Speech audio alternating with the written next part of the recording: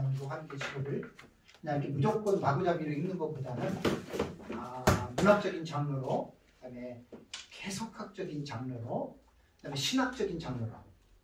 그러니까 이제 일반 성도들은 사실 힘들죠.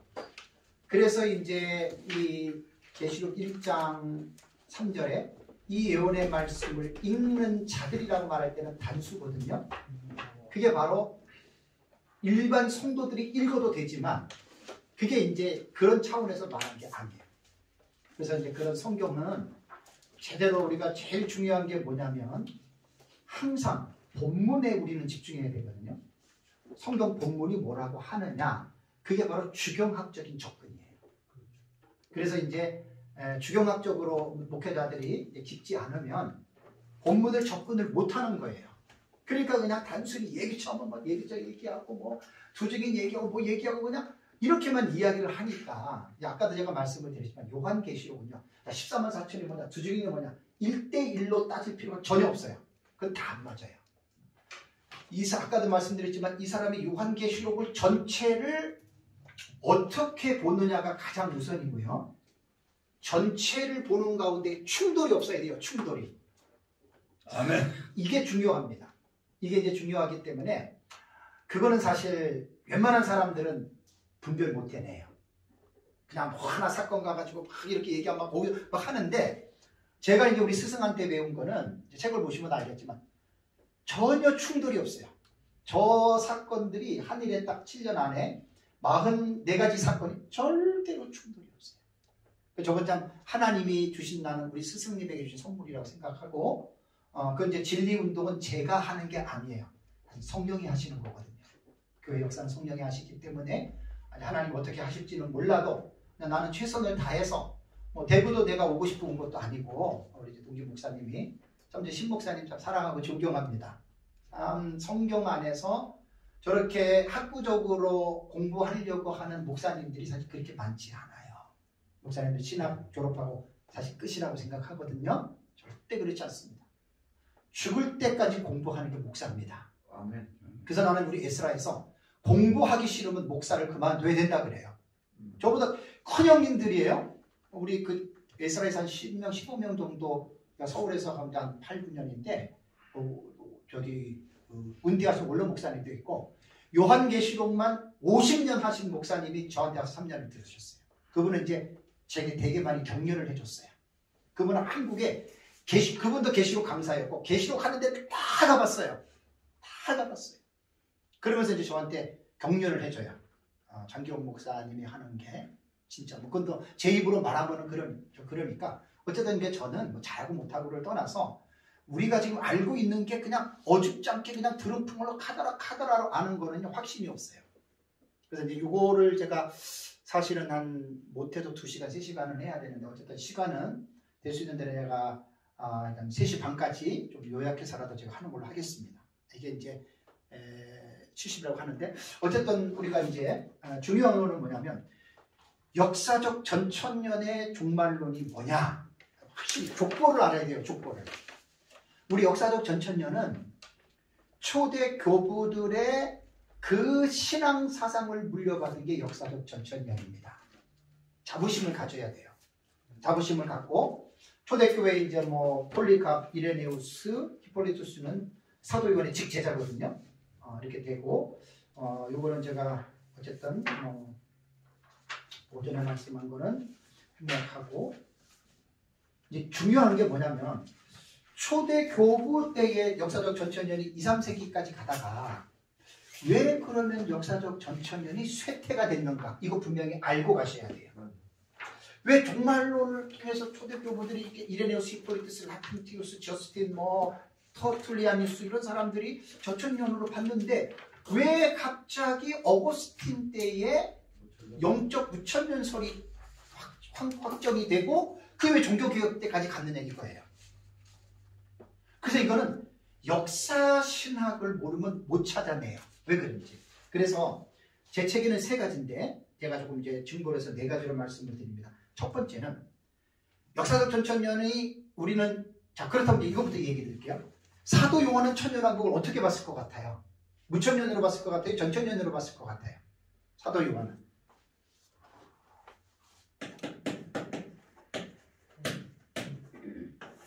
사도 요한은 요한계시록을 기록했지만 초대 교부들이 지금 쓴 문서들이 남아있거든요. 그걸 가지고 지금 이제 그 교회사 학자들이 썼는데 안타깝게도 사도 요한이 요한계시록에 대한 주해설을 쓴 게 하나도 없어요. 그러니까 몰라요. 사도 요한의 직제자가 누구냐면 유명한 폴리카브예요. 폴리카브의 제자가 누구냐면 이레네우스예요. 이레네우스의 직제자가 히폴리투스예요. 그 다음에 사도 요한의 제자로 하나 누구를 뽑냐면 파피아스를 뽑아요. 파피아스와 동시대에 살았던 사람이 누구냐면 순교자 저스틴이에요. 이레네우스와 동시대에 살았던 사람이 누구냐면 터툴리아누스예요. 히폴리투스보다 조금 뒤로 떨어진 사람이 누구냐면 라틴티우스예요. 이러한 초대 교부들이 사도 요한은 없고 폴리갑 저서에 역사적 전천년으로 봤다고 하는 글은 없어요. 그런데 이레네우스와 히폴리투스, 파피아스, 저스틴, 토툴리아누스, 락틴티우스는 분명히 교부들이 쓴 저서에 보면은 역사적 전천년으로 봤다는 내용이 있습니다. 네. 근데 여기서 이제 오버하면 안 되는 게 말도 안 했는데 말했다 그러면 안 돼요. 다만 정성국 박사의 글에 추정을 하기를 자 요한이 몰라요. 폴리카프도 몰라요. 근데 요한의 제자가 파피아스는 분명하게 얘기를 했거든요. 제 책에 나오고 인용했습니다. 그러면 이레네우스가 초대교회 교부의 그 교회사가의 말에 의하면 초대교부의 종말론은 이레네우스의 종말론으로 거의 다 이렇게 확정적으로 얘기를 하거든요. 이레네우스가 19장과 20장을 연대기로 봤어요. 예수님 재림하면 이 땅에서 천년왕국이 있다. 그대로 20장 1절부터 그 끝까지의 내용을 순서적으로 사건을 묘사한 게 역사적 전천년에 이게 사실 신학의 틀이에요. 자, 이렇게 봤거든요. 그럼 한번 물어보겠습니다. 이레네우스는 누구에게 배웠나요? 폴리갑한테 배웠잖아요. 그럼 이거 그러면 그 폴리갑이 뭘 가르쳤겠어요? 이거는 추측을 하면 무리한 추측 아니에요. 그죠? 결국 제자는 스승의 사상과 삶을 따르는 게 제자잖아요. 역으로 추진해서 올라가면 사도 요한도 천년기설을 전천년설로 봤다는 말은 절대로 무리가 아닙니다. 근데 이걸 갖다가 무천년주의자들 앞에 무기로 사용하면 상처받아요. 그렇죠. 네. 그러니까 이런 것들은 빗자에 조심해야 되고 정성욱 박사의 글을 제 책에 인용을 했습니다. 절대 무리한 추측 아닙니다. 그래서 이러한 누가 카더라에서 들은 지식하고 내가 이제 성경과 역사와 신학적인 모든 것들을 통해서 내가 알고 있는 지식은 힘이 있어요. 힘이. 그냥 카더라는 힘이 없어요. 내가 연구해서 내 거라고 탁 삼으면 누가 뭐라 그래도 그냥 외치게 돼 있습니다. 그러니까 이제 이렇게 이제 초대교회 교부들을 봐야 되고 역사적 전천년은 바로 이런 건데 문제가 뭐냐? 왜 역사적 전천년이 갑자기 1세기, 2세기, 3세기에 왜 쑥으로 들었느냐? 그게 네 가지 이유가 있어요. 첫 번째는 몇몇 교부들이 천년 왕국에 대해서 너무나 지나치게 물질과 사치적으로 해석을 해버렸어요. 대표적인 사람이 누구냐면 파피아스예요. 포도나무 한 줄기에 여기 있어요. 포도나무 한 줄기에 만 개의 줄기가 있고 만 개의 줄기에 만 개의 가지가 달렸고 만 개의 잔가지에 만 개의 포도송이가 달리고 각각의 포도송이에 만 개의 포도 알갱이가 열리고 그래서 각각의 포도 알갱이를 지배했다면 25항아리가 나온다. 그러니까 천년왕국을 너무나 지나치게 오버한 거예요. 이러한 영향으로 뭔가가 이렇게 자꾸만 부정적인 데미지를 받게 되면 싫어요, 그게. 그러니까 이제 몇몇 교부들이 이제 천년왕국에 대해서 지나치게 물질주의와 사치와 방탕으로 천년왕국을 묘사했어요. 그렇다면 이때는 왜 그랬겠느냐? 사실 그냥 예수님 재림하면 이 땅에서 천년왕국이 있다고 하는 거는 그게 그냥 쉽게 말하면 그 중심을 말한 것 뿐이지 이때는 신학이 깊게 발전된 시기가 아니에요. 거의 시작되는 시기니까 천년왕국이라고 무슨 정리가 됐겠습니까? 부활론이 정리가 됐겠습니까? 기독론이 정리가 됐겠습니까? 그게 안 된 시대라는 말이에요. 그러니까 그거를 우리가 기본적으로 이해를 하고 천년왕국에 대한 모르면은 지나치게 그렇게 오버해서 묘사할 수가 있잖아요. 그죠? 그리고 또 하나 초대교부의 교회사를 보면 캐린투스라고 하는 이단이 있습니다. 이 이단이 그때는 뭐 다 예수님 재림하면 천연왕국 있다 이렇게 말을 했으니까 이단이고 다른 사람이고 다 천연왕국을 이제 대부분 믿었다는 거예요. 근데 캐린투스는 뭐라고 얘기를 하냐면 천연왕국 들어가면 먹고 마시고 즐기고 쾌락을 누리고 이렇게 천년왕국을 물질적으로 묘사를 했습니다. 자, 그렇다면 역사적 전천년주의자들에게 내가 이제 전천년주의자고 제가 이제 강의를 할 때 뭐라고 얘기를 했냐면 우리가 지금 중요한 게 뭐냐면요. 우리가 지금 말하고 있는 데서 토픽이라는 게 있어요. 주제예요. 그 다음에 뭐냐면 콘텐츠가 있어요. 토픽은 되게 강해요. 예수 믿으면 어디 갑니까? 천국. 토픽이에요. 그럼 천국이 어떤 것이고 어떻게 해야지 천국을 들어가느냐? 천국이 뭐냐? 콘텐츠로 들어가면요. 할 말이 없습니다. 그러니까 하나님의 나라에 대해서 깊이 공부하지 않는 분들은 이거는 강하지만 이게 약해요. 마찬가지예요. 천년왕국도 예수님 재림은 천년왕국이 있어. 우리 맨날 전천년주의자 그렇게 얘기를 하잖아요. 콘텐츠로 들어가서 천년왕국이 뭐냐? 심각합니다. 나중에 제가 천년왕국이라는 책도 반드시 써요. 이런 것들은 500에서 한 700배 이상의 책을 씁니다. 다 자료를 내가 뭐 수집하고 있고 다니는데 그렇게 간단한 게 아니에요. 그러니까 천년왕국도 우리가 항상 그 개혁신학에서 강조하는 게 뭐죠? 계시 의존 사색이에요. 반틸이 썼던 말인데 영어로 됐는데 박윤선 박사님이 그 번역을 기가 막히게 했잖아요. 원문보다 더 기가 막히게. 계시 의존 사색은 내 입에 아주 달라붙었습니다. 어딜 가나 이 얘기를 합니다. 기독교는 하나님의 성경 66권의 특별 계시를 의존해서 항상 생각을 하고 뭐 결론을 내려야지. 계시는 성경은 내버려두고 경험, 인간의 생각 이러니까 그게 기독교가 타락하고 이단이 되는 거예요. 천년왕국이요. 여러분 천년왕국을 어디서 끌어오세요? 본문을. 계시록 20장에 킬리아 에테라고 하는 단어가 6번 나와요. 20장 1절에서 7절까지. 그럼 천년왕국이 뭐냐고요? 그렇죠. 이사야에서 나오죠. 더 근본적인 것은 에덴 동산입니다. 저는 이제 서울에서 우리 교회에서 에덴 동산에 대해서 제가 18시간을 제가 설교한 게 있어요. 다 계시 의존 사색을 통해서 나와야 돼요. 그러니까 파피아스나 캐린투스 같은 이런 사람들은 계시 의존 사색이 아니라 그냥 자기가 추정해가지고 만들어 놓으니까 다른 사람이 들을 때 억셉트가 안 되는 거예요. 수용이 안 되는 거예요. 이거 대단히 중요한 거예요. 그래서 몇몇 교부들의 천연왕국에 대한 오해 때문에 초대 교부들이 외쳤던 이것이 사람들에게 눈에 벗어나게 됐고 이제 이것이요. 중세기로 넘어가잖아요. 칼빈 당시에 왜 칼빈이 천년왕국론자들을 미신이라고 막 얘기하고 그런 줄 아십니까? 물론 니케아 공의회인가 거기서 이제 천년왕국론을 미신론으로 이야기를 하고 뭐 정지하고 그랬거든요. 그렇다면 칼빈 시대에는 제세례파가 있어요. 제세례파의 제세례파는요. 그 어떤 급진적인 어떤 그러한 레디컬이죠. 급진적인 성향을 가지고 있는 사람들입니다. 그러니까 16세기에 종교개혁 당시에 서방교회 전통을 물어버리고 로마 캐톨릭의 잔재가 있다 이거예요. 그러니까 우리는 개혁신학 올바르게 해야 되는데 근데 너무나 오버가 됐어요. 그게 제세례파거든요. 그래서 제세례파의 지도자가 토마스 민처라고 이때가 종교개혁 때 일어나는 사건들이에요. 그래서 이 사람들이 안타깝게도 종말론을 뭘 믿었느냐? 전천년을 믿은 거예요. 문자적인 천년왕국. 타보르티안가 뭐 그런 사람들도 보면 14세기부터 나오는데 그 역사를 보면 천년왕국을요.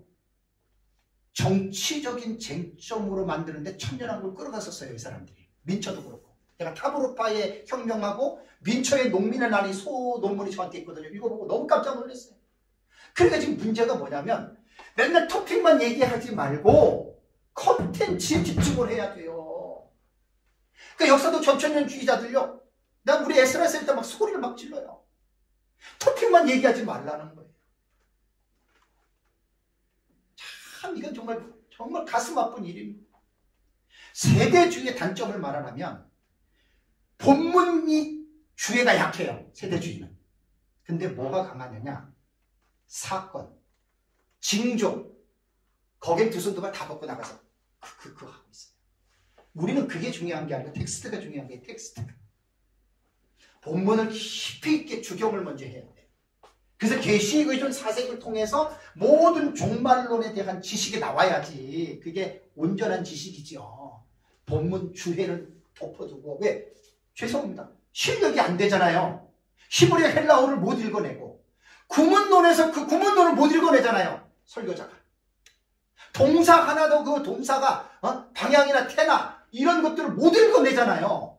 그리고 예비처 맨날 저런 사건만 가지고 막 얘기를 하니 어떻게 보면요 허황된 겁니다. 사실 제가 이제 종말론을 깊이 연구를 하다 보니까 그렇지 아까도 말씀드렸지만 전천년으로 배우시는 분들은 좀 깊이 반성을 해야 됩니다.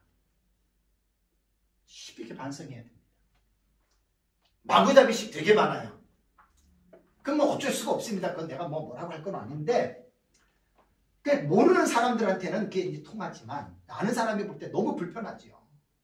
그게 아닌데 그냥 세대주의 같은 경우는 제가 그 얘기만 자, 그 다음에 이제 두 번째는요 극단적인 신비주의자들 아까 케니투스도 이란이라고 했지만 이 역사에 나옵니다. 교회사를 여러분들 가보시면 몬타누스파 있죠. 몬타누스파 시한부 종말론자들입니다. 그러니까 다미성교회만 시한부 종말론이 아니라 역사신학에 대해서 공부를 하다 보면 다 옛날에도 있었던 거예요. 그 시한부 종말론자들. 그래서 이제 주 156년에서 172년 사이에 제 책에 있는 걸 한번 읽어보세요. 지금 시간 때문에 이런 말은 못하고 이분들이 요즘으로 말하면 신사도 계열에 빠져서 신비적인 은사주의자들이에요. 그러니까 예수님 재림할 때 내가 속히 오리라 타퀴 곧 오리라 그랬잖아요. 근데 2세기면은 지금 100년이 돼가도 예수님 안 왔잖아요. 그러니까 이제 그 초대교회 때는 내가 곧 높게 하고 올라가셨는데 곧이라고 하는 개념은 우리 뭐 며칠, 몇 달 요 정도의 생각이잖아요. 근데 그 타퀴라고 하는 단어도요. 하나님의 시간은 영원한 헬라어에 보면은 단어가 달라요. 영원한 시간을 말을 할 때에는 아이오니오스로 썼고 물리적인 시간은 크로노스예요.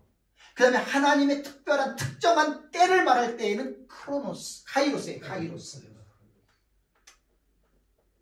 참 저도 참 원어를 잘 모르지만 목사님들이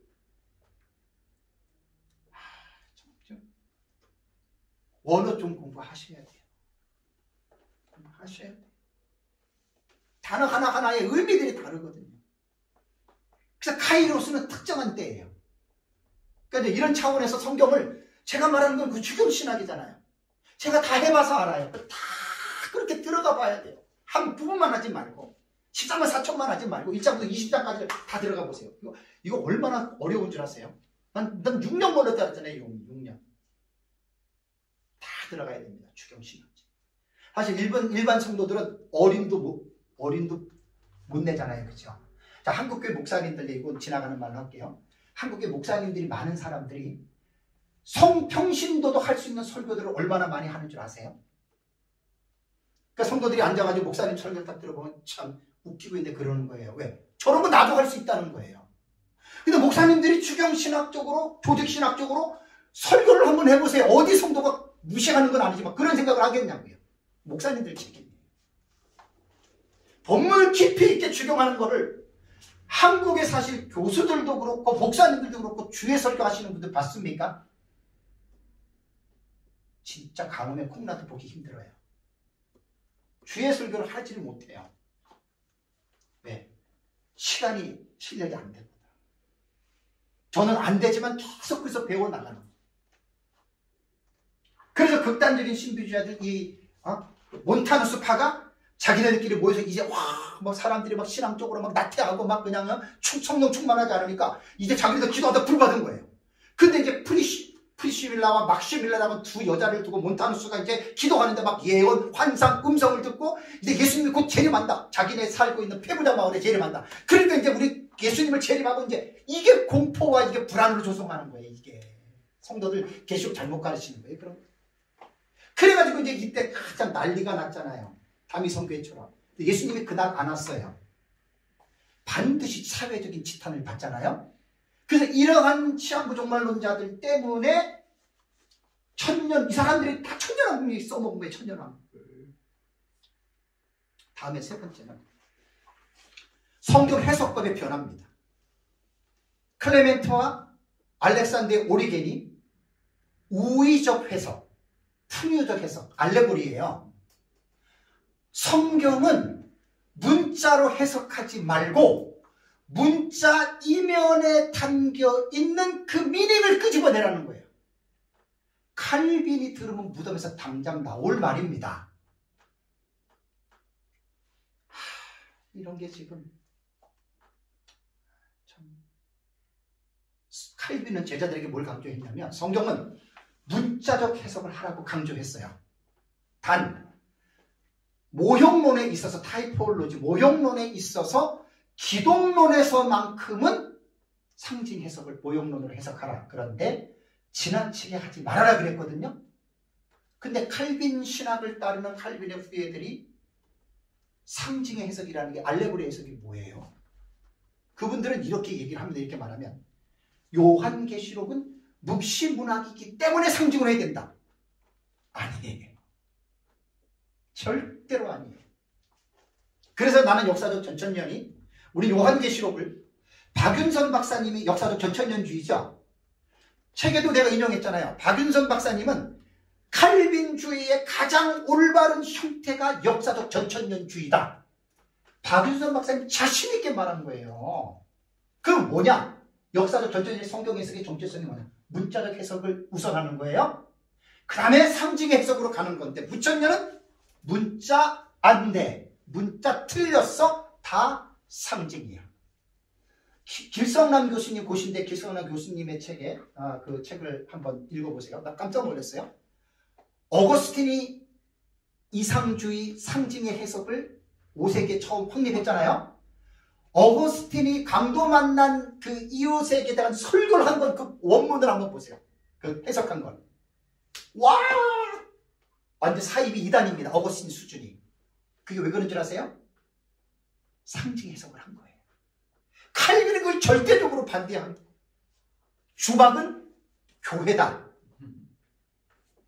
이게 알레고리 설교거든요. 천년 드시는 분들은 이제 기분 나쁘지만, 난 그건 사실대로 말을 하는 거예요. 그러니까 상징과 문자를 선택할 때 잘 알고 해야 돼요. 간단하게 쓰는 게 아니에요. 내 구미에 땡겨서 이거 쓰고 그런 게 아니에요. 그래서 깊이 있게 공부할 필요가 있어요. 그래서 이 오리겐에 의해서 오리겐의 해석법을 물려받은 사람이 티코니우스예요. 300몇 년경에. 티코니우스의 그 사상을 어거스틴이 물려받았어요. 조지 레드는 뭐라 그러는 줄 알아요? 2세기, 3세기까지의 무천년의 해석은 아예 없었어요. 어거스틴 때의 상징에서 무천년의 해석이 확립이 됐잖아요. 레드 박사 너무 멋있어요. 그러면 없었던 것을 무천년기는 그때 새로 만들었다 이렇게 보는 거예요. 어때요? 제 책에 다 있어요. 이 내용이. 어쨌든 싸우면은 안 돼요. 서로 기분 나빠해도 안 되고. 그 다음에 이제 네 번째는 뭐냐면 정치적인 문제로 인해서 로마 제국 하에서는 천년왕국론을 외칠 수가 없었어요. 313년에 콘스탄티니우스가 밀라노 칙령했어요. 392년에 그 디오데리베라는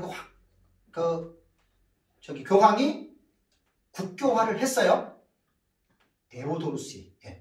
데오도시오. 392년에 로마를 국교로 인정을 했어요. 자, 그러고 나서 이제 로마 기독교는 카타콤에서 공인하면서 올라갔죠. 그러면서 이제 기독교는 로마 국교가 392년에 돼버린 거예요.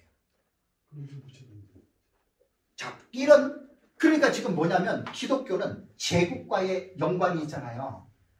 지금 우리가 천년 왕국을 외칠 때 여러분 천년 왕국만 외치는 것이 아니라 천년 왕국은 무슨 사건이 일어난 다음에 이 땅에 도래합니까? 우리 역사적 전천년에서는 예수님 재림이죠. 그럼 예수님 재림하고 천년 왕국 옵니다. 이렇게만 하는 줄 아세요? 예수님 재림 직전에 어떤 일이 이 세상에 일어날 것인가? 적그리스도 나타나죠. 교회 핍박하죠. 누가 그래요? 적그리스도. 강대국의 지도자가 하는 거예요. 마지막 때에. 그러니까 어거스틴 때만 하더라도 이제 그 국교회로 이제 기독교가 올라가고 나서 어거스틴은 뭐 특별히 뭐 거기서는 로마가 그 초기에는 타락한 건 아니잖아요. 예? 점점 이제 뭐 황제들에 의해 가지고 기독교가 되다가 중세기가 590년에 그레고리 20대 때부터 이제 우리가 중세로 보는데 그때부터 로마가 계속해서 이제 막 격길로 막 떨어지잖아요. 그러니까 어거스틴 때만 하더라도 그런 얘기를 할 수가 없었어요. 역사적인 어떤 그러한 그 의미들이 있거든요. 사실 이제 마지막 때 종말론을 다 깨닫게 되면은요, 반드시 짐승이 등장합니다. 계시록 13장에 바다에서 올라오는 짐승, 그게 적그리스도예요.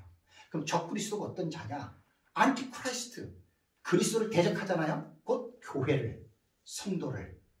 계시록 17장에 보면 그 음녀가 하는 일인데, 음녀가 성도들의 피와 예수의 증인들의 피에 어떻게 해요? 취했다는 표현이 뭘까요? 엄청 많이 죽인다는 거. 대환란 꼭 있습니다. 근데 세대주의에서 말하는 7년 대환란이 너무 항상 세대주의는 텍스트에서 집중을 못하고 오버를 했어요. 오버. 그거는 이제 목사님들이 공부를 잘 하셔가지고 그거를 잘 가르셔야 돼요. 세대주의 역사적 전천년. 그래서 위험한 건 빨리빨리 버리셔야 돼요. 전천년은. 이거 못 버리고 같이 끌어안고 있으면은 같이 도매금으로 넘어갑니다. 이거를 잘 구분들 하셔야 돼요. 그래서 결국은 이제 로마 제국 하에서 기독교가, 왜냐하면 보세요. 로마가 뭐지요? 구약의 짐승 국가가 어떻게 됩니까? 애굽, 아수르, 바벨론, 메데바사, 헬라, 로마죠. 이번에 내가 강의를 준비해서 깜짝 놀란 게 로마는요 495년인가 그때 서로마가 멸망했습니다. 독일의 그 사람들이 와서 그 다음에 동로마는 1490 몇 년까지 가잖아요. 1540 몇 년인가? 그때 이제 그 콘스탄티노플 거기서 멸망을 하는 거예요. 그렇다면 짐승 제국으로 볼 땐 로마가 6번째 짐승인데 짐승 제국은 로마의 멸망은 1450 그쪽으로 봐야 돼요. 그때까지. 내가 깜짝 놀란 게, 자, 로마는 정치적으로 멸망했지요. 근데요, 정치적으로는 멸망했지만 6번째 짐승은 자신의 분신 아바타를 만들어 냈어요. 그것이 서로마, 로마 캐토릭 동쪽의 동방정교회예요. 와, 이번에 내가 이렇게 하다고 너무 깜짝 놀랐어요. 그래서 내가 책 쓰는데 다시 다 집어넣은 거예요, 지금 이 사실. 그러니까 공산주의가 1900 몇 년도에 소련이 멸망하면서 없어진 게 아니에요. 공산주의 막시즘 사상이 유럽으로 넘어오면서 네오막시즘, 신마르크스주의가 문화의 옷을 입고 유럽을 휩쓸어 놓은 거예요. 지금 동성애, 페미니스트 전부 다 그게 네오막시즘, 신공산주의 사상에서 나온 거예요. 그게 6번째 짐승은 정치적으로는 수명이 끝났는지 몰라도 아바타를 로마 캐토릭과 종교회를 만들어놨어요. 왜냐하면 사상사를 제가 연구를 하기 때문에 조금 있으면 모든 종교가 통합이 됩니다. 멀지 않았어요. 작년인가 재작년에 네덜란드 헤이그 궁에서 종교 통합식을 가지려고 그 6월 22일 날 하는데 그 전해에 그 광고를 올렸거든요. 세계적으로. 코로나 때문에 못했어요. 제 책에 다 나와요. 제 책에. 코로나 이제 풀리고 대면으로 되잖아요. 그게 WCC에서 기획한 겁니다. 신천지 이만희가 지금 뭘 소리 지르는 줄 아세요? 신천지 이만희가 종교 통합 부르짖어요. 통일교 문선명이는 같지만 그 아들, 셋째 아들이가 넷째 아들이요. 15년, 20년 전부터 미국에서 종교 통합운동 하고 있습니다. 음료를 잘 보셔야 돼요. 음료. 그래서 이제 종교개혁자들은 교황을 적그리스도로 봤죠. 적그리스도는 정치적인 단일 인물입니다. 음료가 종교물이에요. 나중에 이제 음료라고 하는 책도 하나 내가 써내야 돼요. 왜? 이거는 최덕성 교수의 신학 충돌, 위대한 책입니다. 아마 그 종교다원주의를 아마 최덕성 교수님만큼 그렇게 쓴 책이 없어요. 그래서 그 책은 할인율이 되게 얕아요. 꼭 그거 보셔야 돼요. 기가 막혔어요. 그래서 제 책에는 요한계시록 17장 음료 다음에 최덕성 교수님 글을 14페이지 제가 실었어요. 북소리 그거.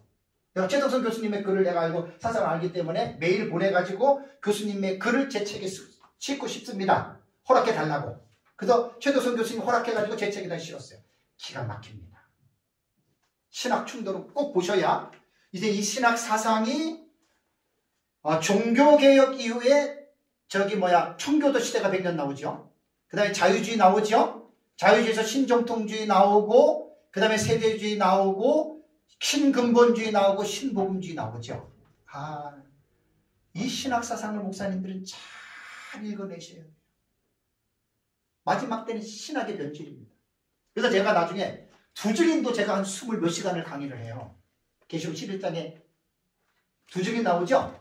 디오마르티스.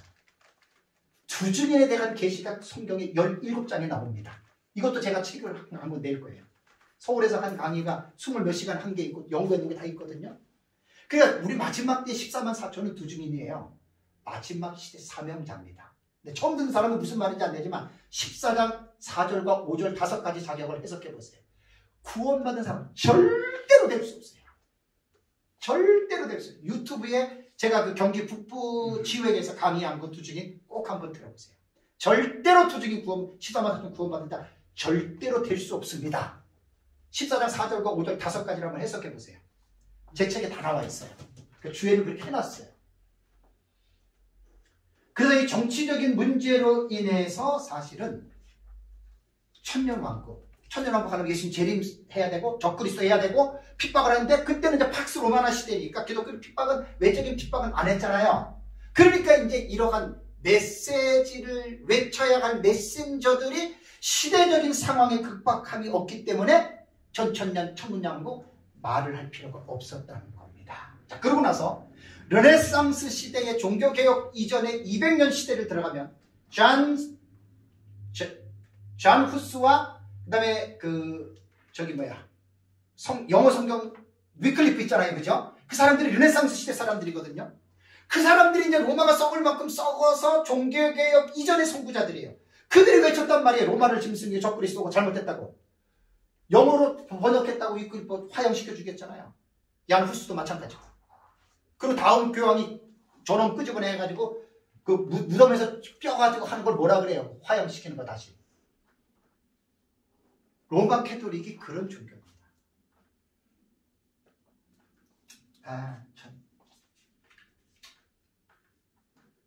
그래서 이제 초기에는 이런 것들 때문에 전천년이 이제 수그러진 거예요. 어거스틴이라는 대학자가 상징으로 무천년설을 상징주의로 딱 해버리고 뭐 사건이 아니고 뭐 이렇게 해버리니까 그 대학자 밑에서 그냥 신학적인 동조, 더 리얼하게 말하면 신학의 포로. 어거스틴 말을 했으니까 더 이상 생각을 할 여지가 없는 거예요. 왜? 어렵잖아요. 요한계시록이. 오전에 말씀드렸는데 이게 어려운 거예요. 족보를 잘 찾아가면 이거 어려워. 이거 사실 이렇게 배우려면 못 배워요. 이 시간 되게 많이 들어가요. 못 배워요. 그러니까 간단하게 그냥 짐작으로 이렇게들 하니까 그런 부분에서는 이게 배우기 힘든 거예요. 저는 그래도 하나님의 은혜로 아주 저는 깊이 있게 합니다. 1시간 할 거 저는 10시간씩 해버려요. 그러니까 이제 배우는 사람은 좀 지루해도 확실하게 배우는 거예요. 확실하게. 여러분 설교도 확실한 사람이 설교 잘합니다. 대충 한 사람은 확실하게 할 수가 없습니다. 자, 그러면 역사적 전천년의 이제 문제를 말씀을 드릴게요. 제가 역사적 전천년주의자로서 뚜렷한 정체성 없습니다.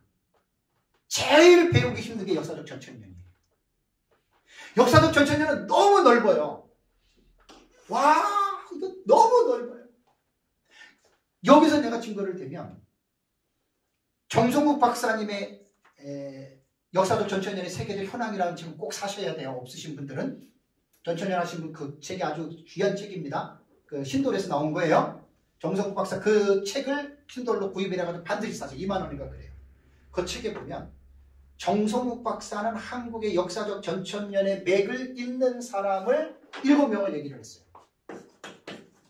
박형용 박사님, 박윤선 박사님, 그 다음에 장신대의 박수원 교수님, 그 다음에 김형태 목사님은 통합 측인데 한국에서 사명자의 그 집회를 하셨고 옛날 분들은 잘 아세요. 미국에서 목회하다가 그분 음성 파일이 저한테 몇 시간짜리가 있어요. 아주 기다도 유명했어요. 그 다음에 이제 누가 있냐면은 한정원 교수님 아시죠? 고신에 한정원 교수님이 전천년을 하셨어요. 한정원 교수님. 그 다음에 이제 우리 스승님 민병성 목사님을 넣고 그 다음에 이광봉 목사님을 넣습니다. 이 정성국 박사 논문에 들어간 거예요. 하나, 둘, 셋, 넷, 다섯, 여섯, 일곱이죠. 다 전천년이에요. 목사님들 한번 읽어보세요. 예수님 제네만 천년왕국은 똑같지만 그 중간에 6장부터 해석하는 걸 보면 구분이 안 돼요. 자, 박윤선 박사님의 제자들이 싸워요. 박윤선 박사는 전천년이다. 아니야, 돌아가실 때 무천년으로 했어. 왜 싸우는 줄 아세요? 박윤선 박사님 주석을 한번 봐보세요. 요한계시록 주석. 반은 무천년, 반은 전천년 해석이에요. 이 말이 뭐냐면 역사적 전천년은 뚜렷한 정체성이 신학의 확립이 안 돼 있어요. 그러니까 제일 공부하기 힘든 게 역사적 전천년이에요. 너무 넓어요.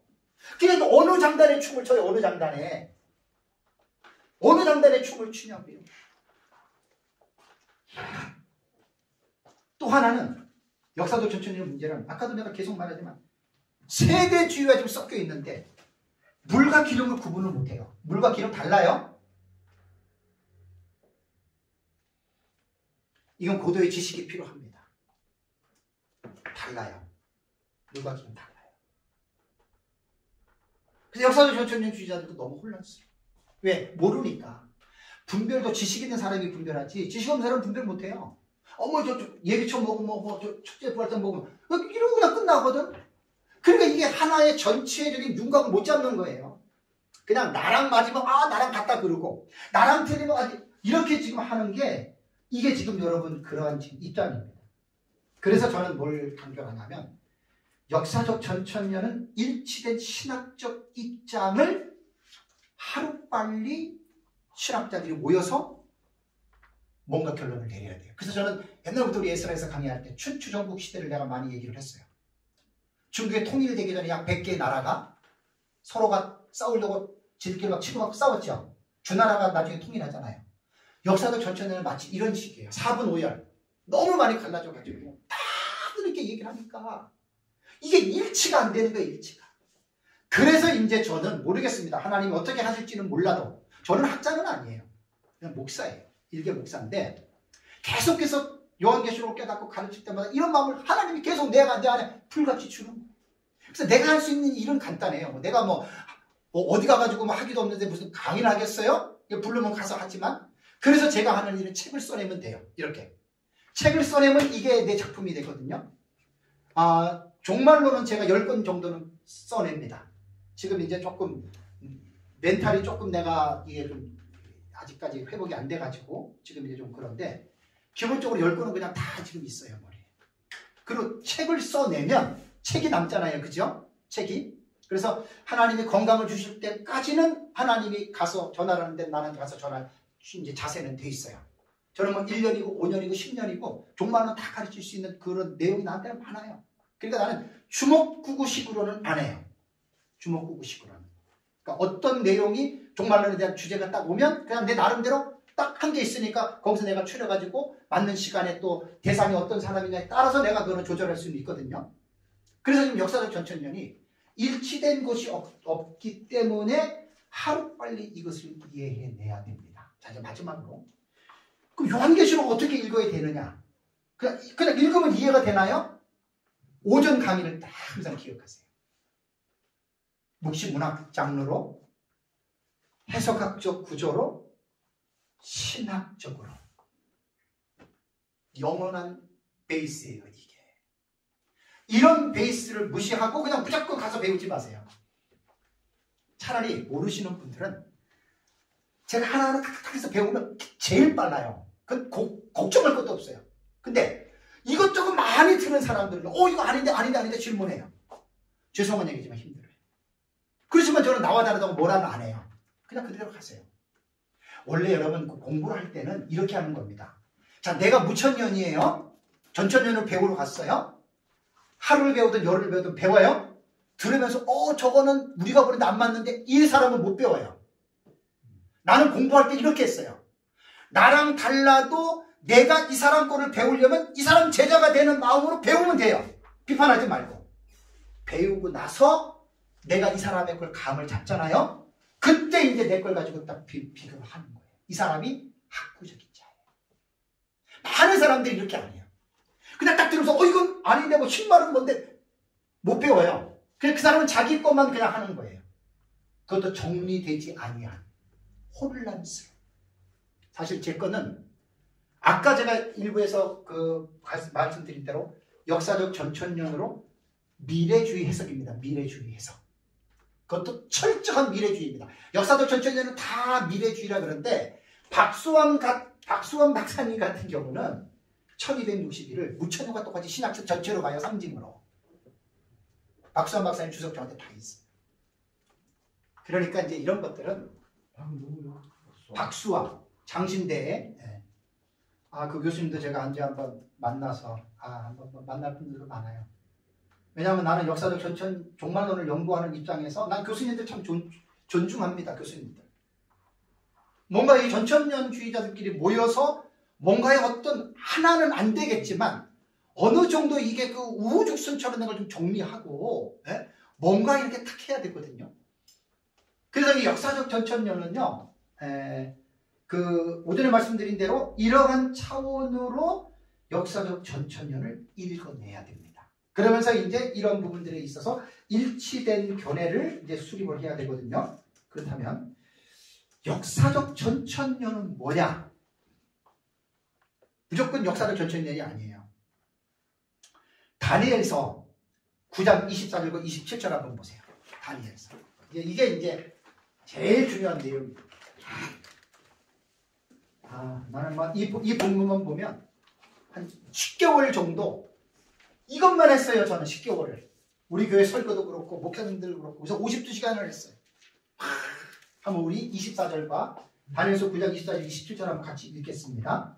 내 백성과 내 거룩한 성을 위하여 이른 이래를 기한으로 정하였나니 허물이 그치며 죄가 끝나며 죄악이 용서되며 영원한 의가 드러나며 환상과 예언이 응하며 또 지극히 거룩한 이가 기름 부음을 받으리라. 그러므로 너는 깨달아 알지니라. 예루살렘을 중건하라는 영이 날 때부터 기름 부음을 받은 자 곧 왕이 일어나기까지 7이레와 62이레가 지날 것이요 그 곤란한 동안에 성이 중건되어 광장과 거리가 세워질 것이며 62이레 후에 기름 부음을 받은 자가 끊어져 없어질 것이며 장차 한왕의 백성이 와서 그 성읍과 성소를 무너뜨리려니와 그의 마지막은 홍수에 휩쓸릴 것 같은 것이며 또 끝까지 전쟁이 있으리니 황폐할 것이 작정되었느니라. 그가 장차 많은 사람들과 더불어 한 일해 동안에 언약을 굳게 맺고 그가 그 일에게 절반의 제사와 예물을 금지할 것이며 또 포악하여 가증한 것이 날개를 의지하며 설 것이며 또 이미 정한 종말까지 진노가 황폐한 자에게 하는 자에게 쏟아지리라 하였느니라 하니라. 그럼 이게 무슨 내용이에요? 몰라요. 그죠? 신목사님 여기 잠깐 한번 비춰주실래요? 요 도표. 자, 이 내용을 제가 한눈에 볼 수 있도록 연대기적으로 제가 한 것이 도표입니다. 저쪽에서 한번 비춰보세요. 예언장. 자, 제가 오랫동안 연구를 하다 보니까 이게 이제 이 도표가 나온 거예요. 자, 1번 있지요? 2번 있지요? 3번 있지요? 4번, 5번, 6번, 7번, 8번, 그 다음에 9번이 어디 있어요? 9번, 10번, 11번, 12번, 13번, 14번이죠. 자, 우리가 이거 읽었을 때 무슨 뜻인지 모르죠. 그걸 내가 한눈에 볼 수 있도록 이걸 갖다가 연대기로 쫙 정리한 거예요. 자, 이것들 한번 읽어보세요. 자, 1번 읽어보세요. 성경 그대로 나온 거예요. 내 백성과 내 거룩한 성을 위하여 이른 이래로 기한을 정하였나니 그랬죠. 그죠? 자, 이른 이래가 여기 BC 445년부터 예수님의 재림 때까지의 기간을 우리는 보는 거예요. 이른 이래가. 그 다음에 두 번째 2번을 가보세요. 허물이 그치며 죄가 끝나며 죄악이 용서되며 영원한 때가 드러나며 환상과 예언이 응하며 예수님 재림할 때 다니엘서 70일에는 유대인들을 향해서 그 백성들에서 계시한 거예요. 다니엘이. 그러니까 이스라엘 남은 백성들이 예수님 재림할 때 비로소 초림에 우리는 예수를 믿고 허물이 그치고 죄가 용서되고 우리 다 그랬죠. 그죠? 유대인들에게 이 재림 때 이렇게 된다는 거예요. 70일에 계시 이게 들어가 있는 거예요. 그 다음에 3번이 어디 있어요? 3번이 1번, 2번, 3번 여기 있잖아요. 그죠? 자, 보세요. 또 지극히 거룩한 이가 기름 부음을 받으리라. 이게 성경대로 나간 거예요. 그럼 지극히 거룩한 이가 기름 부음을 받은 게 뭐냐? 이게 메시아의 재림이에요. 이거 아마 봐도 처음에 보는 사람은 무슨 말인지 몰라요. 그런데 이거를 제가 한 400페이지 정도 52시간 강의를 했다 그랬잖아요. 아주 자세히 제 책만 봐도 다 나와 있어요. 일부에. 그 다음에 4번을 가보세요. 4번에 그러므로 너는 깨달아 알지니라. 25절에 나오는 거예요. 뭘 깨달아 알아요? 5번에 예루살렘을 증거하는 영이 날 때부터가 BC 445년 2차 포로 3차 포로 귀환 때예요. 느헤미야를 중심으로 포로 귀환 가죠. 그죠? 자, 1차 포로 귀환은 언제인 줄 아세요? 1차 포로 귀환은 536년에 수룹바벨과 여호수아를 통해서 1차 포로 귀환하죠. 2차 포로 귀환은 458년에 에스라를 통해서 성전을 재건하라고 보낸 거예요. 거기 종교개혁하러. 그 다음에 3차가 445년, 444년에 느헤미야를 통해서 성곽을 증건하라고 보는 거예요. 그래서 70일의 시작은 예루살렘을 증건하는 영이 날 때부터가 445년 3차 포로 귀환 때부터. 그 다음에 6번 가보세요. 기름 부음을 받은 자 곧 메시아 곧 왕이 일어나기까지가 예수 그리스도의 공생입니다. 이게 그걸 말하는 거예요. 그 다음에 7번에 7일에와 그 다음에 62일에가 지날 것이요. 7일에는 하루를 1년으로 해가지고 77에 49, 49년이에요. 요거.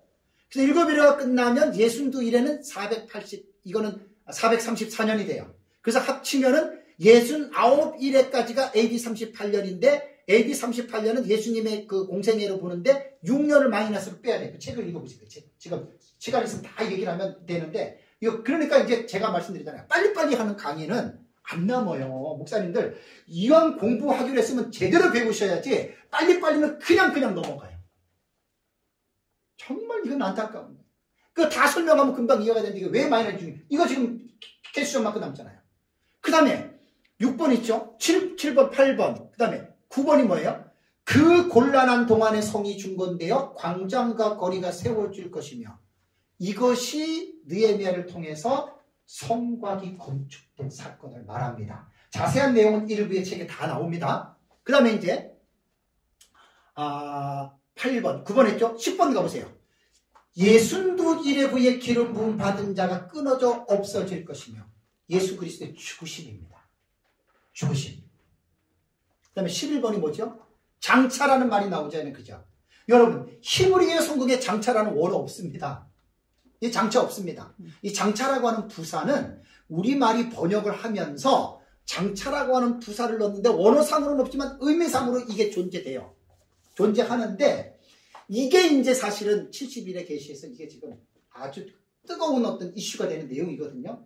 이것만 해도 한 30분 이상 제가 강의를 해야 여러분들이 이해를 하는데 여기서 우리가 딱 정확하게 못하면 무천년주의자들은 전부 다 이것 때문에 공백기라 해가지고 이것 때문에 공격합니다.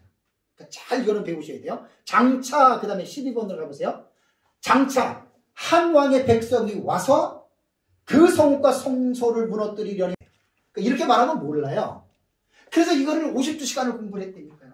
마지막 결론을 말하는 거예요. 제가 자, 그 다음에 13번 보세요. 그가 장차 많은 사람과 더불어 한 일해 동안에 언약을 굳게 맺었다. 3인칭 단수 그가 누구냐? 그 다음에 장차라고 하는 이것도 히브리 원문에 없는 단어예요. 왜 힙비를 해가지고 그가 맺었다. 그런데 이거 다 해석을 해야 된다. 그가 누구고 한 일해가 뭐고 언약이 뭐고 그 다음에 14번을 가보세요. 그가 뭐라고 그랬습니까? 그 일해의 절반에 나오죠. 그러니까 한 일해의 뭐라고요? 절반. 하치. 딱 반이에요. 한 일해의 반. 그가 그 일해의 절반에 뭘 합니까? 제사와 예물을 금지한다.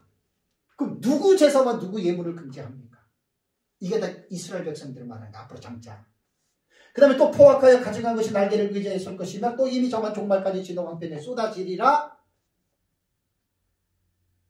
그 다음에 여기서 이제 끝나는 거예요. 70일에가. 이거를 제가 하는데 59시간 했어요. 책이 한 최소한 700페이지 나와요. 이 내용. 너무 중요합니다. 자, 왜 그러면 제가 장차라고 하는 말은 원어에는 없지만 의미상으로 존재해서 신약시대 전체를 불특정한 어떤 기간으로 보고 예수님 재림 직전의 한 일의 7년을 일의 절반이라고 하는 전 3년 반과 후 3년 반의 이 구도를 71회에서 나온 거예요. 이게 구약성경. 그래서 요한계시록을 공부하려면 다니엘서를 공부하지 않고 요한계시록 넌센스예요. 코미디예요. 우리는 역사적 전천년은 신학의 기초가 여기서 온 거예요. 여기서. 그러니까 이게 없으면 요한계시록 우리 해석하는 건 틀려요. 하늘에 남았죠. 하늘에 그죠? 하늘에 여기서 이쪽으로 한번 와보실래요? 하늘에가 뭐냐? 한눈에 보는 요한계시록, 이것도 한눈에 보는 거예요. 여기에 보면은 이 도표는 계시록 1장 19절에 계시록 9절하기로 했어요. 내 본 것과 1장 4장 5장입니다. 내 본 것이 요한이 지금 있는 일과는 소아시아 교회에 있는 7교회를 지금 있는 일이고, 그 다음에 장차될 일을 기록하라는 장차될 일은 6장부터 22장까지 이게 장차될 일이에요. 6장부터 22장까지. 그러면 6장부터 22장까지의 내용을 세분화해 보면 한 일회가 6장에서 19장까지 딱 7년 안에 나옵니다. 사건으로 44가지의 사건이 나옵니다. 그러면 이 사건이 아까 말씀드린 대로 단락의 해석법에서 점진적으로 세대주의 이거 이렇게 다 일어난다고 보거든요. 아니에요. 이건 병행적 구조예요. 병행이라고 하는 말은 동시에 같은 시간에 하나의 사건이 일어나는 게 아니라 둘, 셋, 넷 이상의 사건이 동시다발적으로 이루어지는 구조를 병행구조라 그래요. 자, 무천년도 이렇게 봐요. 다만 이렇게 한 일로 보는 게 아니라 예를 들자면 무천년은 계시록 20장에 천년 있잖아요. 천년을 예수님의 초림으로 보죠. 그러니까 예수님의 초림으로 해로 옷 입은 여자가 마리아고 마리아가 예수를 낳는데 그 초림으로 20장을 끌고 오니까 무천년도 구조로 볼 때에는 병행법 구조로 쓰는 거예요. 이거는 사실 목사님들이 단락의 구조를 해석하는 거는 이거 안 배운 사람들은 몰라요. 그냥 카다락 하는 거예요. 그러니까 제가 아까도 부탁드렸잖아요. 전천년을 하던 무천년을 하던 제발 좀 알고들 하시라는 거예요. 알고들. 내가 해석하니까 도대체 어떤 단락을 해석하는 법을 가지고 하느냐 알고 해야 할 거 아니에요? 그냥 이단과 사이비처럼 내가 기도하다 깨달았다. 그러실 거예요? 아닙니다. 그거는. 일반 성도들은 그럴 수 있다고 보지만 목사님들은 그러면 안 돼요. 성도들한테 사실 창피한 거예요. 우리 목사님 요한계시록 가르칠 때 또 그래서 한 일회가 6장부터 19장까지 일어나는데 전 3년반 후 3년반 나오죠. 그러면은 무천년주의자라고 전천년주의자들도 그래요. 박경영 박사님, 박윤선 박사님도 한 일회를 이렇게 해석하는 거는 세대주의라고 그분들도 그래요. 세대주의자라고.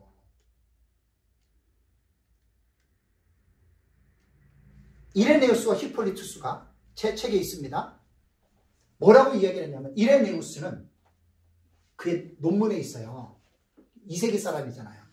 이레네우스는 뭐라고 얘기를 했냐면 적 그리스도가 하나님의 성전에 앉아서 3년 6개월을 지배할 것이다. 3년 6개월이 뭐죠? 하루 3년 반이에요. 이게 그만 이레네우스 말 하나만 보는 게 아니라 다 성경에 나오는 부분들이 있어요. 그 다음에 이레네우스의 직제자 히폴리투스는 제 책에 있어요. 한 이레를 두 부분으로 나눌 것이요 그랬거든요.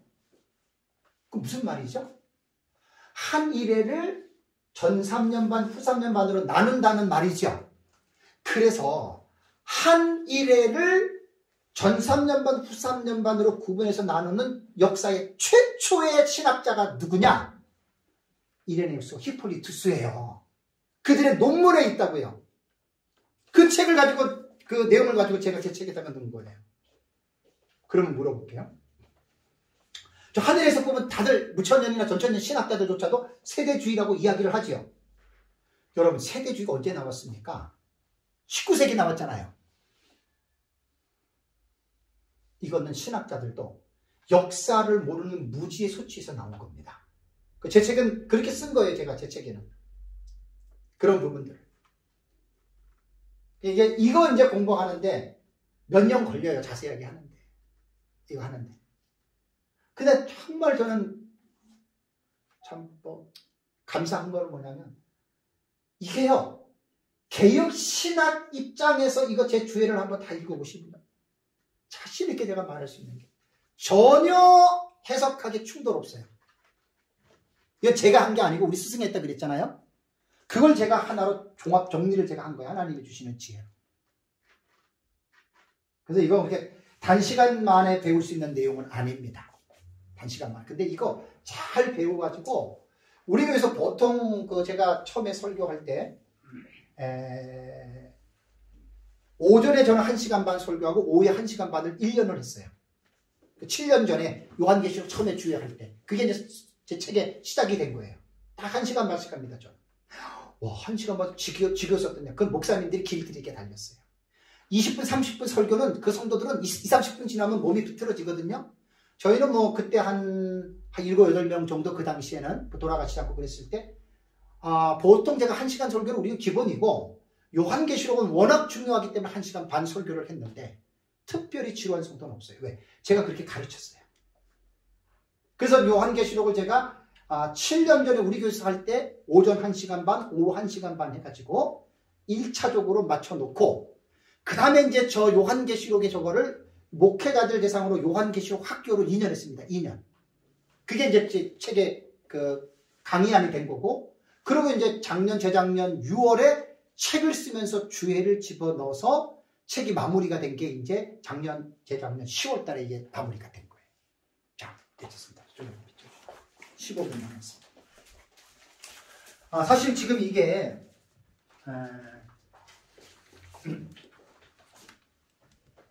뭐라 그럴까요? 저는요 5분 10분이면 다 해결이 돼요. 간단히. 그런데 5분 10분 들어서 여러분 이거 알겠어요? 몰라요. 그래서 52시간 했다고요. 52시간. 참 저도 놀랬고 우리 배우는 목사님들도 참 놀랬습니다. 다. 나는 사실 70일에 그때 5년 전에 서울에서 강의할 때 52시간은 어린 감히 생각도 못했어요. 한 2주 정도? 한 주에 보통 제가 5시간 강의를 하거든요. 한 10시간이면 와 하다 보니까요. 이게 얼마나 저 70일의 내용이 깊은지요. 그래서 이제 제 책에 보면은 71회의 해석 방법이요. 5가지가 나와요. 무조건 누구한테 배워가지고 그냥 그거다라고 하지 마시고 제 책에 43페이지에서 48페이지에 보면은 71회를 해석하는 학자들이 보는 견해예요. 전통적 메시아 해석이 있어요. 두 번째는 자유주의 해석이 있어요. 세 번째는 기독교회 해석이 있고, 네 번째는 세대주의 해석이 있어요. 그런데 70일의 계시를 제가 연구를 하면서 너무 화가 난 게 있어요. 역사적 전천년의 해석은 안 나와요. 제가 뭐 많이는 안 봤지만 에드워드 제이 영의 그 다니엘서 주석을 무천년기는 가나베 교수님하고 그 두 개 참석했고, 그 다음에 카일 델리치 있어요. 카일 델리치 목사님도 책 읽어보세요. 되게 어려워요. 히브리어 헬라어를 막 한국말 막 써가지고 했잖아요. 그죠? 네? 그리고 그 밑에 관주 내려가 보세요. 진짜 어려워요. 그래서 제가 카일 주석을 70일의 주석이 한 60, 70페이지가 되는데 그거 이해하기도 힘들어요. 그거 받고, 그 다음에 이제 우리 스승이 했던 거. 네. 뭐 그 외에 이제 제가 70일의 책을 쓸 때에는 이제 뭐 다 이제 주석들 가지고 들어옵니다. 왜냐하면 나 딱 이미 글을 세워놨기 때문에. 전천년이 없는 거예요. 전천년이. 너무 화가 났어요.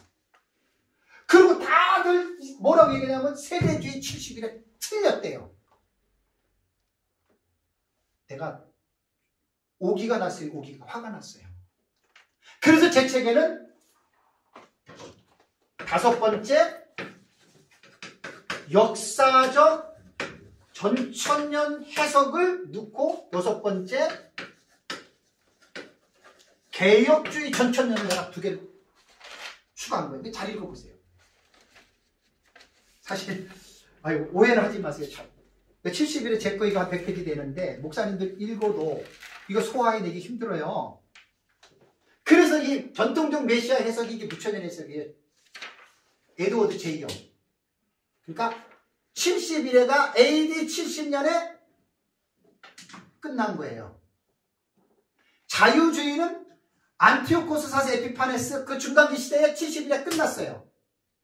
기독교의 해석은 카일 델리치 해석이 참 특이해요. 예수님의 재림 때까지 쫙 늘려보는데 상징인데 아주 특이해요. 재림까지 보는 해석은 요 기독교의 카일 델리치 해석이 요게 좀 특징이 있고, 세대주의는 어쩌면 우리랑 이게 똑같은지 몰라요. 틀이 너무 똑같아요. 전산유부서 너무 똑같아요. 그런데 내용을 들어가면 달라요. 요거 딱 분별하셔야 돼요. 그러면 왜 제가 역사적 전천년과 개혁주의를 넣느냐? 역사적 전천년에 일반적으로 알고 있는 해석은 세대주의와 다르거든요. 근데 이 역사적 전천년의 해석도 제가 배운 스승의 그 사상을 정리하다가 보면은 역사적 전천년은 지금 안 맞는 게 몇 개 있어요.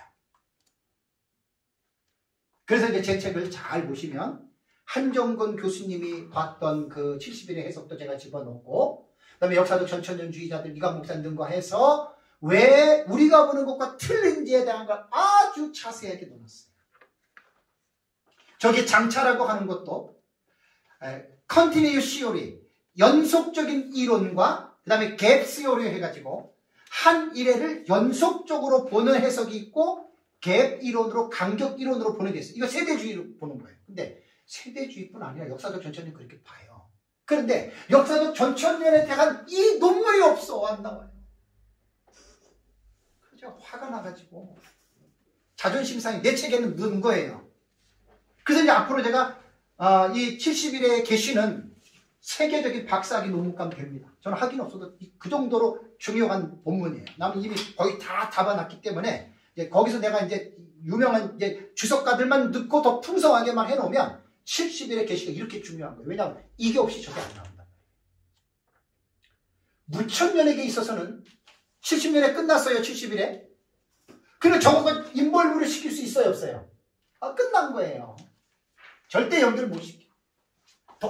더 웃긴 거 이야기해 줄까요? 대구의 권성수 목사님 있죠? 권성수 목사님이 총신대 교수였잖아요. 근데 그분이 무천년이잖아요. 요한계시록 주석수 썼잖아요. 제가 2년, 3년 전에 권성수 목사님이 대구에서 동신교회예요. 설교를 하는데 70일의 설교를 주일날 하는 거예요. 캡처를 해놨어요. 웃긴 게 뭔지 아세요? 71회를 69일회를 메시아의 공생애까지 해놓고 메시아의 초림부터 예수님 죽으심까지는 전 3년 반. 원래 무천년은 그런 용어 안 써요. 전 3년 반 해놓고 예수님 부활하시고 예수님 재림까지는 9~3년 반이에요. 저한테 내가 설교 시간에 그 파워포인트를 띄워놨어요. 다음에 책에 내가 그걸 넣어요. 제가 왜 이 말을 하는 줄 아세요? 무천년이라고 다 똑같지도 않고 전천년이라고 다 똑같지 않다는 걸 말씀드리기 위함이에요. 우리 신 목사님, 우리 송 목사님 있잖아요. 3년 전에 책을 쓰셨는데 무천년이잖아요. 그죠? 근데 그분 책에 이성민 목사님 얘기해서 알았어요. 7년 대환란이 있다고 그 책에 썼대요. 그럼 7년 대환란은 세계주의 용어거든요. 우리 역사적 전천년도 7년을 대환란으로 안 봐요. 7년 환란으로 우리는 보지 전체가 대환란이 아니거든요. 9~3년 반이 대환란으로 우리는 보거든요. 그러니까 제가 왜 자꾸만 이런 객관적인 정보를 여러분한테 드리냐면 고집부리고 나와 다르다고 틀리다고 싸움질하지 말라는 거예요. 제 얘기는. 한도 그 끝 없어요. 그 연구하다가.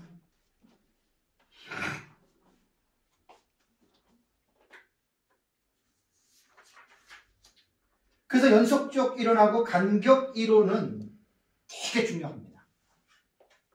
되게 중요합니다. 제가 70일에서는 문제될 만한 것들, 이슈될 만한 것들은 다 집어넣어놨어요. 제가 다 전부 다 제가 터치했어요. 그 부분들. 그래서 저는 역사적 전천년도 예수 믿고 30년 동안은 무천년이 뭔지도 모르고 난 무천년이었거든요. 갑자기 전천년을 배우고 나는 하나님이 2달 안에 저거를 우리 스승 걸 보고 완전 정리하게 해줬어요. 이게 기적이에요, 기적. 사실 요한계시록은요 10년 정도를 연구를 해야 조금 안다라고 하는 게 정설입니다. 진짜예요. 왜? 너무 복잡하기 때문에. 그래서 최소한 10년은 목사님들이 연구를, 그것도 적당히 보는 거 말고 연구를 해야 이게 종말은 어느 정도 알겠다라고 감이 오는데 저는 2~3달 만에 그냥 저걸 딱 잡아버렸어요. 중각을. 기적이에요, 기적. 물론 이제 그 전에 제가 한 18~19년 전부터 계속해서 저는 성경을 연구했습니다. 그때는 종말은 하나도 몰랐어요. 주경신학적으로 그냥 이 성경이 무슨 뜻인가 해서 난 언어도 잘 모르지만 그냥 주석가를 읽어보면서 내 나름대로 이해를 하고 이제 그런 재미로 살았어요. 사실 저는 목회보다 그런 재미로 살다가 하나님의 은혜로 이제 저는 스승의 어깨를 밟고 올라간 거예요. 그냥 우리 스승 50년 동안 정말로만 하신 분이세요. 정성목 박사가 한국에서 가장 역사적 전천년에서 가장 개혁주의 해석에서 제일 잘한 분이라고 얘기를 하거든요. 인터넷에 밤중 소리 들어가보세요. 밤중 소리. 저희 스승이 운영하는 홈페이지인데 책이고 뭐고 자료 다 공개했습니다. 다 다운받으셔도 돼요. 예, 밤중 소리. 민병성 목사님. 저희 스승입니다. 나는 우리 스승의 어깨를 밟고 올라가서 제가 책도 쓰고 이렇게 한 거지 어림도 없습니다. 어림도 없습니다. 사실 저는 뭐 제 자랑할 게 하나도 없어요. 하나님의 은혜로 했던 거고 어쨌든 지금 종말론을 연구를 하면서 저는 그렇습니다. 목회를 제가 한 32년 동안은 했어요. 근데 이제 목회에 관심 없는 지는 한 12년 됐어요. 이제 목회자들 가르치는 쪽에 이제 하나님이 저를 끌어가다 보니까 그래서 이제 제가 깨달은 거는 그거예요. 목사님들은 목회하시느라고 바쁘잖아요. 그죠?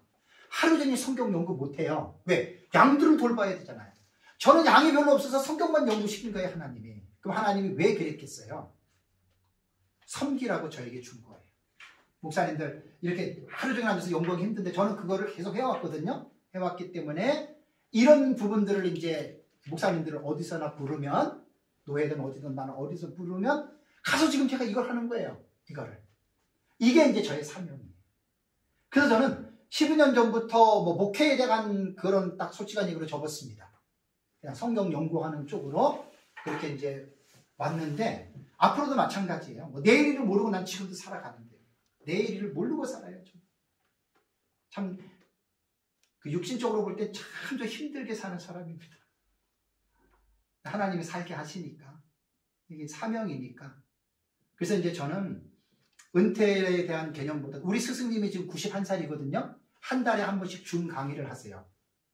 이제 대면으로 하면은 한 달에 한 번씩 하시는데 정말 존경스럽습니다. 저는 개혁 신학자들에게 있어서 가장 중요하게 보는 거는 신학도 중요하지만 인격을 보셔야 돼요. 지금 삶을 보셔야 돼요. 저도 참 부끄럽지만 정말 우리 스승은 저한테 셋째 넷째 아들 정도 되는데도 지금까지 말 한 번 놓지를 않습니다. 참 훌륭하세요. 그래서 마지막 시대에 저는 소망이 딱 하나입니다. 하나님의 성령의 감동으로 기록해 놓으신 작은 두루마리의 계시를 천사가 요한에게 두루마리 예언의 말씀을 임봉하지 말라 그랬죠. 메스프라기세스. 임봉이라고 하는 말은 뭐냐면요, 사탄을 무적행에 집어넣고 잠그지요. 잠그는 게 임봉이 아니에요. 꽉 잠가 놓고 그 위에다가 스프라기죠, 인치는 거예요. 절대로 누구 손도 못 대고 표시도 안 나고 아예 못 나오더라고요. 그런데 요한계시록이 지금 우리 어떻습니까? 자의반 타의반 임봉되어 있어요. 자의반 임봉되어 있다는 말은 읽어보니까 몰라, 어려워. 누가 이걸 읽겠어요? 그러니까 자기 스스로가 임봉시킨 거죠. 또 타의반이라고 하는 말, 목사님 요한계시록 가르쳐주세요 하니까 이거 칼빈도 안 했는데 그게 타의반 임봉이 된 거예요. 그래서 이제 그런 부분에 있어서 제가 할 수 있는 게 뭐가 있겠습니까? 저는 정말 제 간절한 기대와 소망은 내가 앞으로 목회를 해봤자 얼마나 하겠어요. 성도 몇 쓰거든 뭐 하겠어요. 성령의 감동으로 기록해 놓으신 작은 두루마리, 이 계시의 말씀을, 이 말씀이 진리가 하나님의 교회에 드러나서 사역자들 종들과 하나님의 성도들이 이렇게 해석이 되는 말씀을, 진리를 깨닫고 그 진리를 붙잡고 사는 것 외에 나는 사실 바랄 게 없어요. 그리고 칼빈이 말한 것처럼 여러분, 제가 민 목사님 얘기하고 제 얘기 하잖아요. 사실은요, 사람이 절대로 중요한 게 아닙니다. 하나님이 칼빈을 통해서 성경을 해석하게 했으면 칼빈이 해석한 그 진리가 추앙을 받아야 돼요. 그 진리가 드러나야 돼요. 그 진리를 사람이 드러나면 칼빈이 가장 싫어한 게 그것이라. 내가 연구해서 이 책을 썼다? 내가 왜 들어가요? 하나님이 지혜로 쓴 거고. 그거 저는 가르칠 때 특별히 스승이나 이런 얘기 별로 안 합니다. 또 제 얘기도 할 필요 없습니다. 중요한 거는 진리가 중요한 거예요. 이 뜻이 이런 내용입니다라고 진리가 드러나면 사람이 드러날 필요가 없지요. 사람이 드러나면 그 이단이죠, 그 사람은. 하나님의 영광을 가르치는 도둑이 되지요.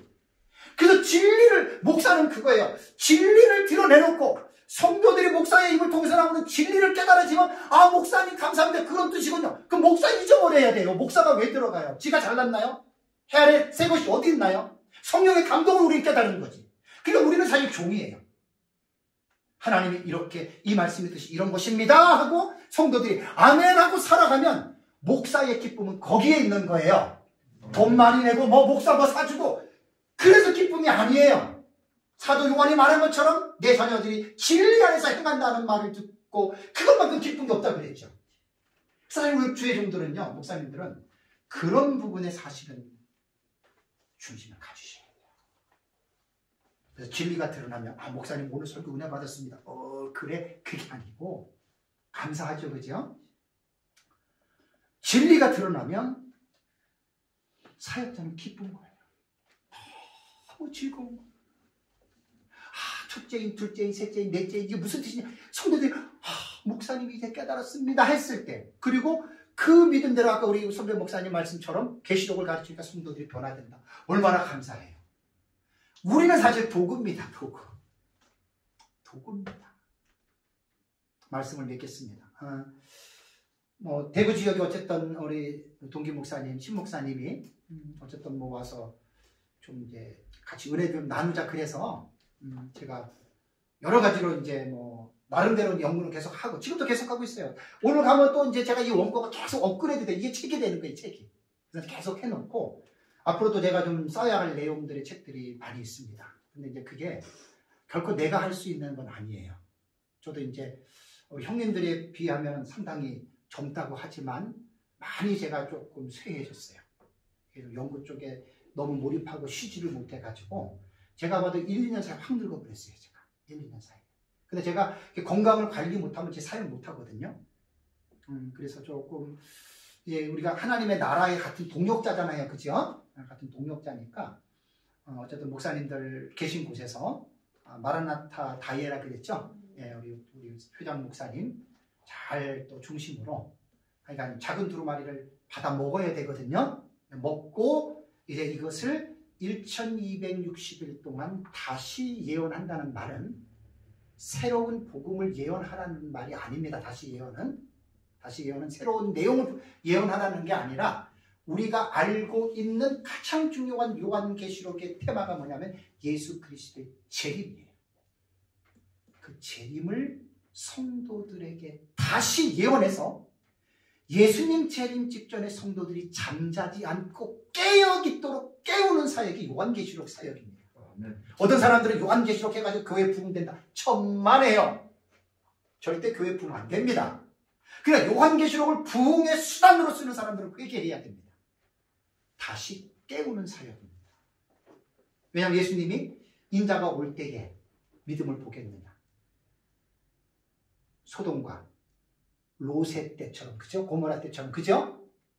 왜 그래요? 구원받은 자들이 육신의 삶에 빠지는 거예요. 쾌락과 방탕에. 그걸 깨우는 게 두주인입니다.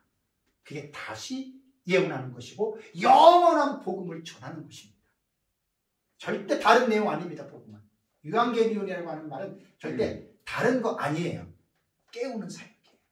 그래서 사실은 이제 목사님들이 깨어있지 않고 성도들을 깨어라 그러면 성도들이 요즘 피 굳는 거 알죠? 되게 요즘 성도들이 영악해졌어요. 아니, 목사님이 나가서 깨어나세요. 이제 성도들도 신실한 성도들 많습니다. 그래서 어쨌든 이번에 하나님의 은혜로 또 목사님들 와서 또 만나 뵙고 나서 너무 감사하고요. 계속해서 목회 사역에서 성도들에게 신부단장 참 멋있는 용어입니다. 예수님 재림이 예수님 신랑이고 우리 신부입니다. 남자 여자 다. 그 주님 만나는 것이 그게 혼인하는 겁니다. 그래서 천년왕국에서 사는 겁니다. 이게 전천년의 신앙이에요. 그러기 위해서는 우리가 예수님과 혼인으로 이미 약정을 했기 때문에 정말 몸도 마음도 주 안에서 우리 몸과 마음이 항상 깨끗하게 되는 것이 신약시대 성도들이 살아야 할 삶의 흉흉한 모습 방향입니다. 그래서 그렇게 복된 사역을 잘 감당하시기를 주님의 이름으로 축복합니다. 기도하겠습니다. 살아계신 하나님 감사합니다. 부족한 종을 또 우리 멀리 대구에 보내셔서 우리 목사님들과 함께 또 하나님의 말씀에 대해서 은혜를 나눌 수 있도록 하나님 복을 주셔서 감사합니다. 우리 마라나타 다이의 이 성경 연구 모임을 통해서 하나님께서 계속해서 하나님의 진리를 잘 깨닫게 하시고 우리 목사님들 잘 연구해서 마지막 때에 예수 그리스도의 재림을 준비하면서 예수님 재림하시면 부끄러움이 없는 삶을 살다가 만날 수 있는 그러한 거룩하고 신실한 성도들의 삶으로 우리 목사님들 사역을 잘 감당해 나갈 수 있도록 우리 하나님 은혜를 베풀어 주시옵소서. 우리 목사님들 개인과 교회와 각자의 모든 형편과 사정을 하시는 아버지께서 마지막 때 풍성한 은혜로 채워주셔서 하나님 보시기에 하나님을 기쁘시게 해드리는 또 이러한 종들로서 또 섬기는 교회와 가정에 복을 주시옵소서. 모든 것 감사드리옵고 예수 그리스도의 이름으로 기도하옵나이다. 아멘. 네, 감사합니다.